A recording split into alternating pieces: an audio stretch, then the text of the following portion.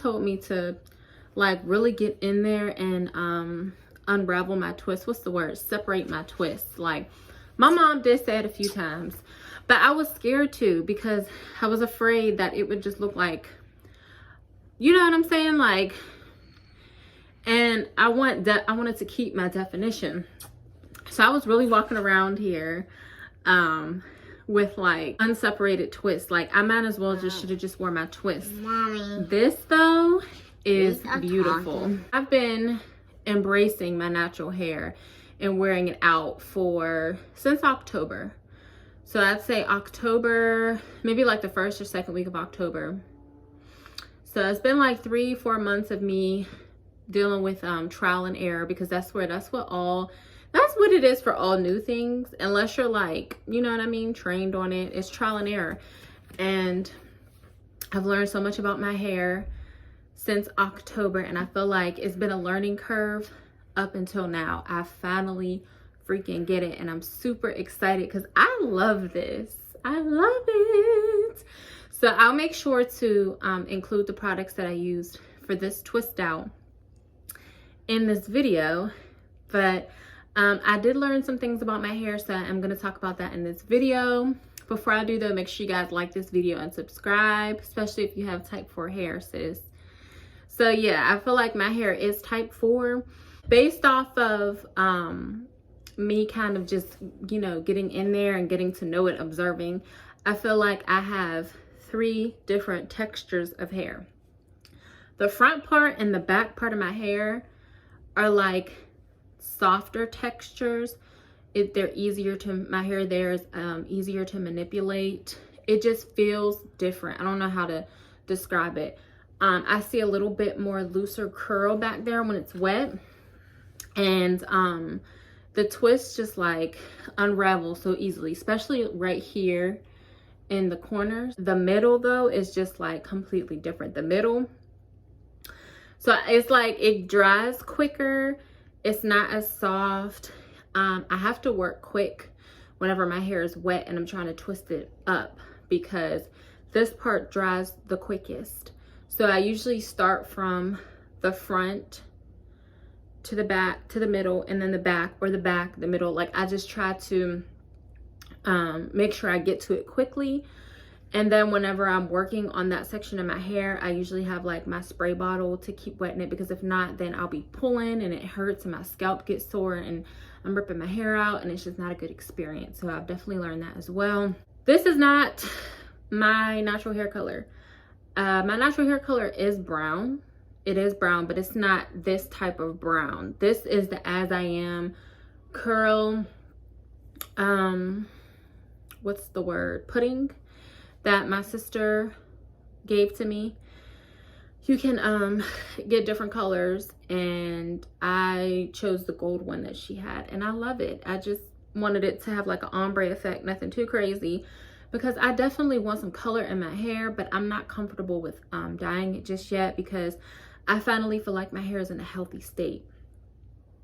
And if I color it, I'm afraid that it'll change its texture, dry it out, damage it. I don't want to do that, because I've been working hard on the health of my hair. So actually, I think I'm just going to keep buying little tubs of this and using it, because I feel like after one wash, it washes out.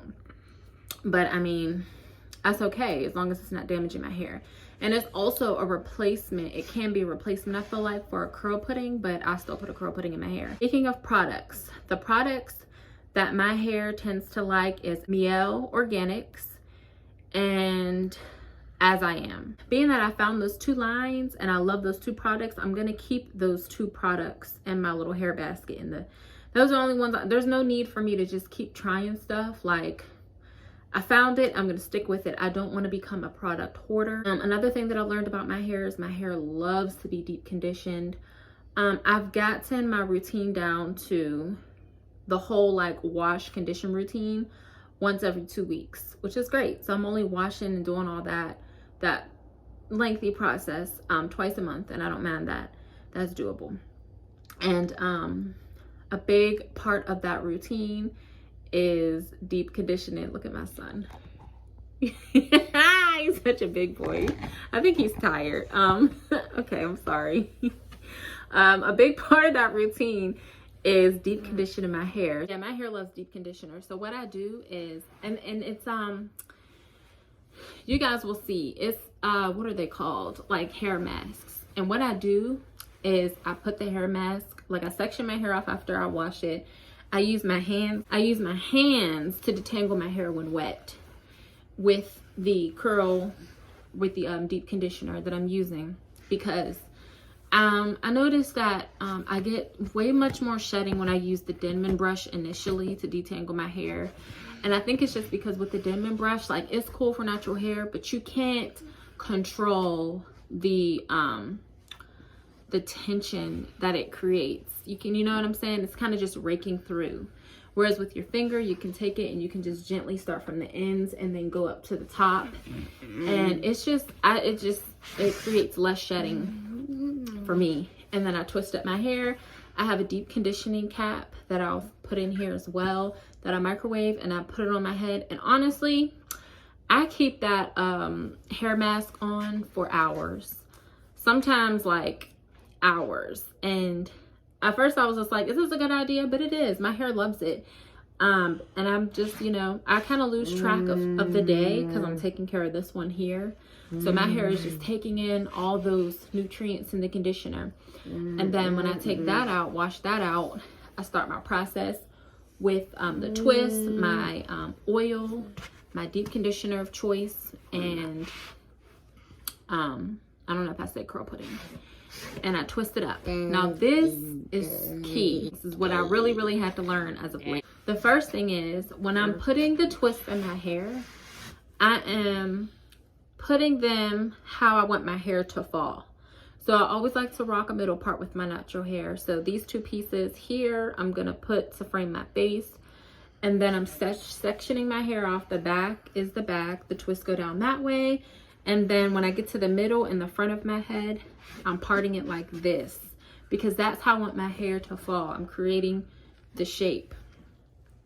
Because if you don't like the shape of your little fro, you're not going to want to wear it. And that's how I was feeling. I'm just like, something about this is off. I'm not feeling it. It was like right here, it wasn't poofy like this. Like I want it, of course it's not going to be perfect. And I had to get out of that mindset. You're not wearing a wig, sis. Everything is only going to be even and symmetrical and perfect if it's not your hair. And that's one thing I really had to learn how to embrace about my hair. It's not symmetrical. This side is not going to look completely like this side. Like today, I like this side a little bit better than this side, but let me change that narrative and flip that mentality, because just because it's not equal doesn't mean it's not cute. This is my hair and I love it. I love her. She's cute. So I've learned that. And then I've also learned that in order for me to really like my hair, I have to stretch it. And after I twist it up and do all that good stuff, I take a blow dryer on low heat. I pull down my twist and I just get right on the root, all over my head. Then, you know, I keep it out for maybe like another hour without a bonnet on, and then I sleep with my silk bonnet on and I'm good to go. And lastly, I have to keep my twist in for at least 24 hours. That's the only way it's gonna work. My hair needs a full day to set. I mean, my roots might be dry because I stretched them, but the rest of my hair takes some time. Especially in the front and the back, when I told you guys the textures are different. So it needs to set for a day. So usually on, I usually do my hair Saturday nights, and on Sunday I'm looking like Felicia. And that's just fine. You know, my family loves me. Do you still love me with my twists? You love me? I love you too, baby. So yeah, I love you. I love you too, my chicken butt. I'm so excited, y'all. I finally figured out my hair.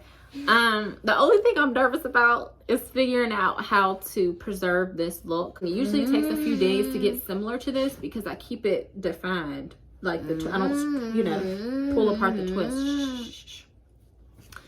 But how is this gonna look tomorrow? Like, I think I have an idea of how I can do that. I'm still gonna do what I've been doing, which is just like sectioning it and putting silk ponytail holders and then the bonnet, and it works. But I'm hoping that when I take those down, it's just the definition will stick. But yep, I hope that you guys enjoyed this video. I'll see you guys in the next one. Bye.